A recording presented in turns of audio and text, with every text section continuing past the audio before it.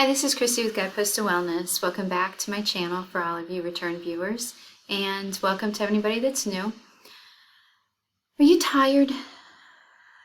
Have you ever felt just kind of tired that no amount of sleep can rejuvenate you and re-energize you? Have you ever felt like weary, just really weary? Well, that's what I wanted to talk about today. I found this amazing article and I just purchased the book. And it is about the 7 types of rest that we all should be getting. And it's the book is called Sacred Rest by Dr. Saundra Dalton-Smith. And like I said, I just got it.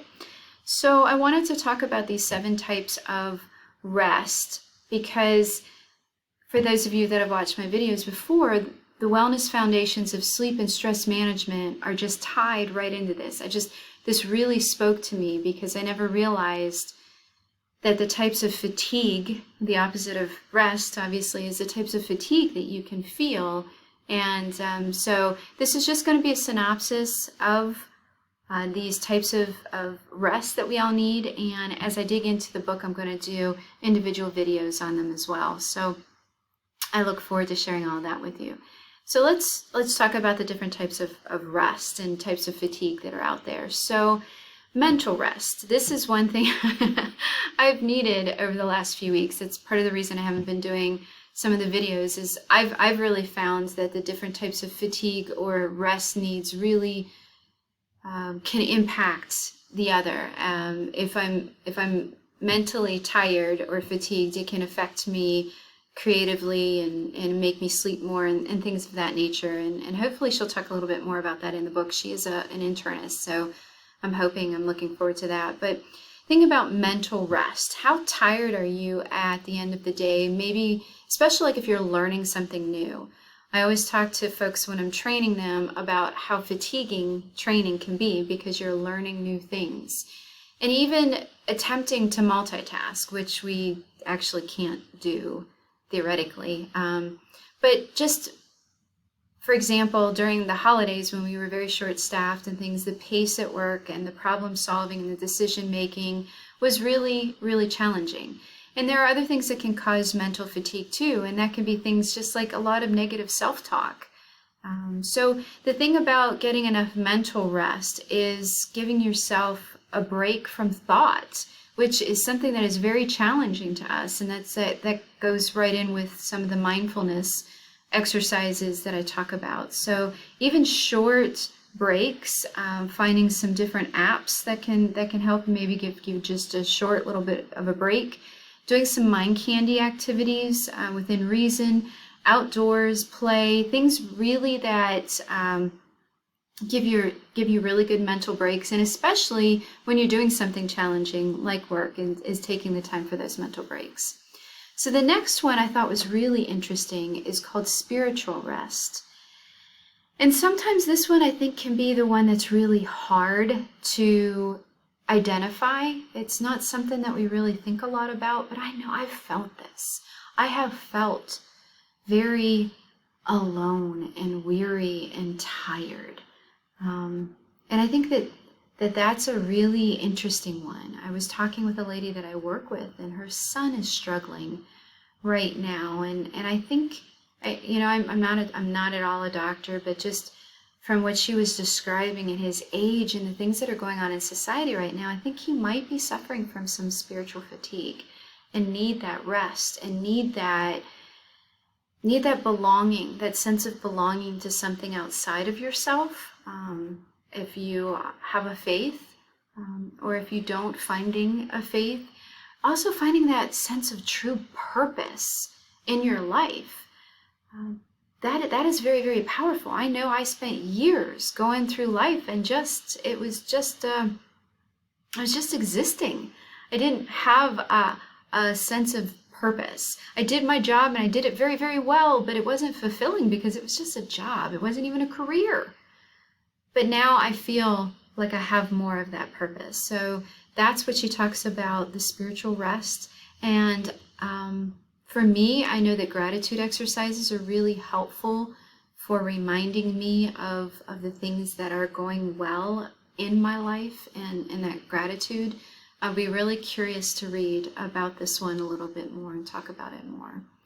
And please, as we go along, if any of these resonate with you, I'd love to hear your comments below if you've ever felt this type of fatigue or weariness and how you get yourself rested in these areas.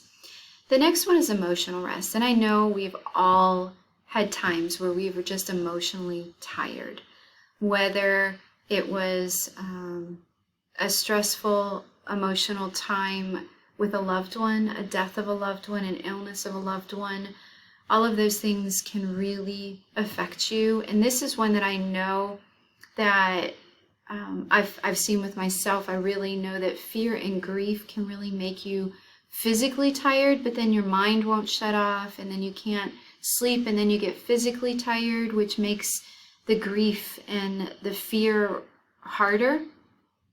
So some things that help with emotional rest are being able to say no and not taking on any additional emotional burdens. And then another one that's really important is having a place where you can be heard and accepted for your emotions.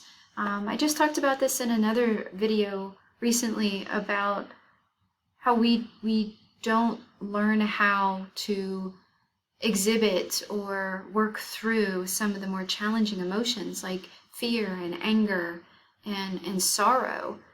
I mean, we had 3 days of funeral leave. And I remember when my dad died, I had months of time that I was at work. And I hope I was productive because I don't remember much about what I did.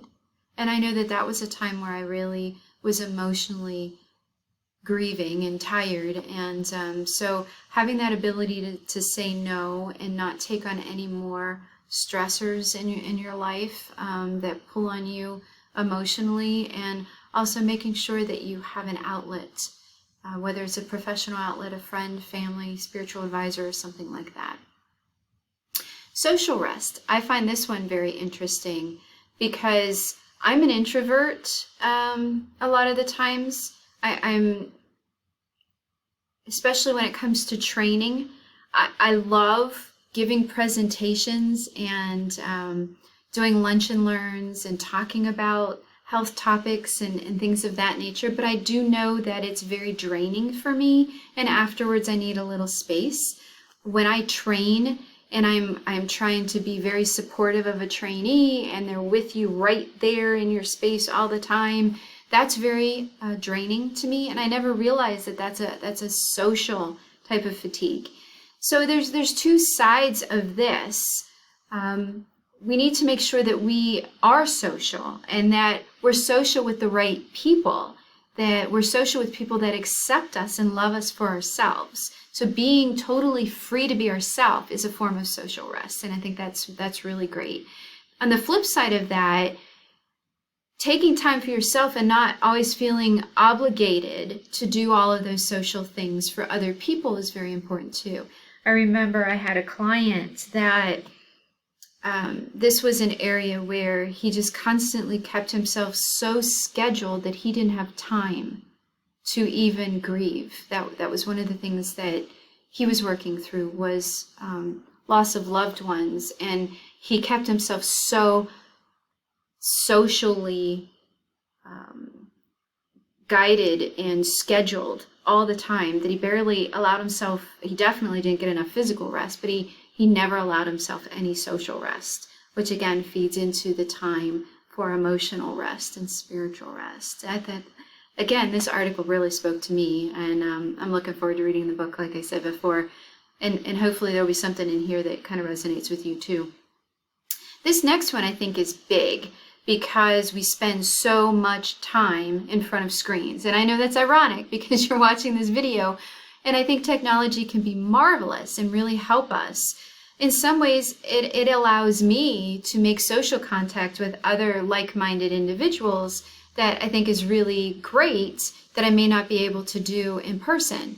But on the flip side of that, if we spend too much time in front of screens with a lot of noise and watching videos and things like that all the time, that can give us sensory overload. And the artificial light, and if you ever worked in a really noisy environment, that can be very draining, because believe it or not, our brains are so strong that they are literally categorizing every single thing we see and hear. And even when we sleep, it doesn't shut off. It's just the signals going to the parts of brain that are comprehending what it is and bringing it to the forefront to our attention are dulled. And so that's why sometimes you just need a little bit of a break. And that's where unplugging can be really, really important. And I've talked a lot about that, to step away from the screens, that visual imagery. Closing your eyes and taking a deep breath on occasion can be so helpful. Stimulating your other senses. I thought this one was really a neat way to get sensory rest, is to do something that perhaps is going to stimulate your sense of smell and taste, like cook something, or do some type of food experiment, try something new that's going to be a really great sensory break for you. Touch something. I love petting my cats because their fur is so soft and they're warm and they purr, and that's a very nice sensory break from working and being in front of the computers. And even doing a 5 senses mindfulness exercise, which I've talked about in some of the other videos, can be really helpful and be a sensory break. Now, creative rest. I thought this one was really interesting because, as I've mentioned, I've found for me that if I don't have enough rest in certain areas, it's going to affect my ability to do other things and may cause me fatigue in other areas as well. So, for example, mental rest and emotional rest. There's just been a lot of things going on in the media that are emotionally unsettling, I think is probably a good word. And then through the holidays, just the hard work that I was doing, I found that I am not as creative. I haven't had the right mindset and emotional and creative energy to make some videos. And I don't want to make the videos if my energy is not right. I want to be able to put out the energy in the video that's right. I don't want words to come out of my mouth, but then my energy not be the same. And I think we've all kind of seen stuff like that. So creative rest can be one of two things. It can be stimulating yourself creatively, allowing yourself to do something fun and creative. I know some people kind of rag on the adult coloring books and stuff like that. I don't. I think that's some of us, may not draw or do creative inputs, but this is a way to kind of do a mindfulness activity and come up with a nice thing to look at the end. It could be listening to music that inspires you, enjoying the arts. It could be just taking time to daydream and be curious and trying something new. All of those things can be a form of creative rest. And then last but not least is physical rest. This is the easy one that we talk about, but because it means go to sleep. It means resting between exercise. I've talked about exercise intolerance and things like that. So making sure you're getting enough rest. But this one's kind of interesting because how many of us have gotten rest where we're not doing anything physical, and maybe you're just being a couch potato and you're binge watching something, but you find out you're still weary and you're still fatigued. Well, that's because you've rested your body physically, but then maybe you're not getting those other forms of rest. Isn't that really kind of neat? I like it anyway. So I think it's important when it comes to the physical rest. We've talked about this before.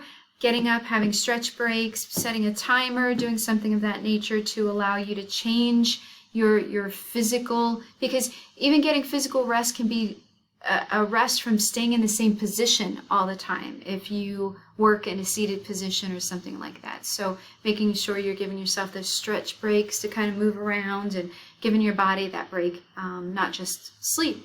But I've talked a lot about sleep, and I'll definitely put links for that down below. So I want everybody to, to really think about how your daily and your weekly routines are, and are you giving yourself opportunities for these various types of rest? And if not, what can you do? How could you incorporate these things into your daily and your weekly habits. So the next time you're tired or weary and you went to bed, you got some sleep, you don't have anything physical to do, maybe take a look through this list of the different types of rest and see if you've given yourself all these different types of rest that will help rejuvenate you and energize you. Because there are times, especially with things that are going on in the unsettled society, all of those kind of things right now, it's completely understandable to feel tired in ways that we just don't even realize. But maybe this video will help you try to find ways to get different forms of rest to help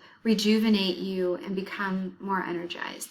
Again, I'd love to hear your comments down below, and I am going to be doing more individual videos on the different topics as I learn more and get more suggestions and ideas to pass on. So take care and be well.